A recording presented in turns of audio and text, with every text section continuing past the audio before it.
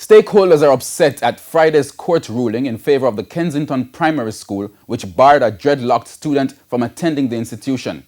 The child's family is now considering taking the matter to the appeal court, but experts say it shouldn't have to go that far. Giovanni Dennis has this primetime news follow-up. It was a story that sparked controversy in 2018 when it became public that Kensington Primary had barred a dreadlocked student from attending school because of her hairstyle. 2 years later, in 2020, it has sparked controversy yet again. The Supreme Court ruled on Friday that Kensington Primary School did not breach the constitutional rights of the 5-year-old girl when she was denied access to the Portmore School because of her dreadlocked hair. Now, even without the written ruling, stakeholders are upset.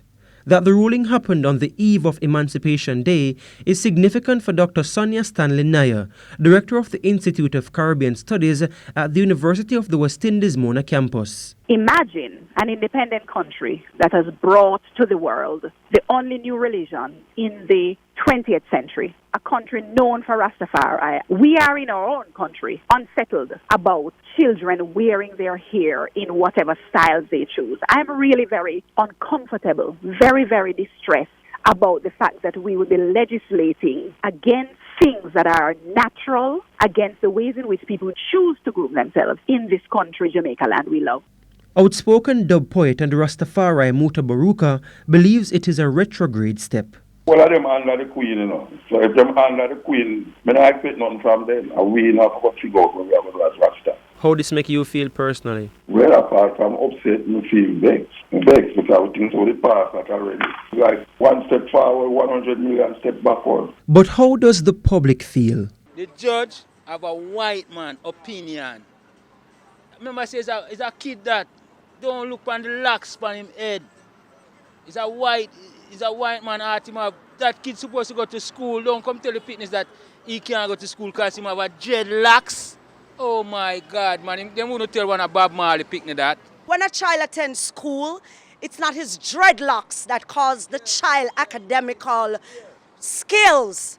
No, him wearing dreadlocks to school, I object to that, because how can I send my child to school as a Rastafarian and because he has his dreadlocks, he's not going to be accepted? Why? Where is our culture? Where is our truth? We need to know ourselves as a people. That is delusion and confusion to the educational system, and we all know that. It's a ridiculous rule.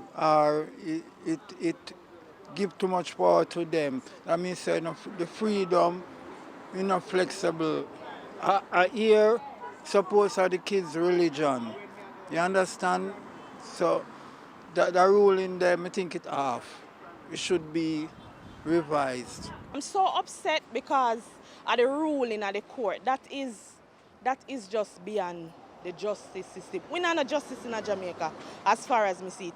And we still are living in slavery. If I saw be the case, we still are living in slavery because there's no way I can have my child that is a Rasta. And because of my religion, I can't be able to send him to a particular school. That is total rubbish. That is foolishness.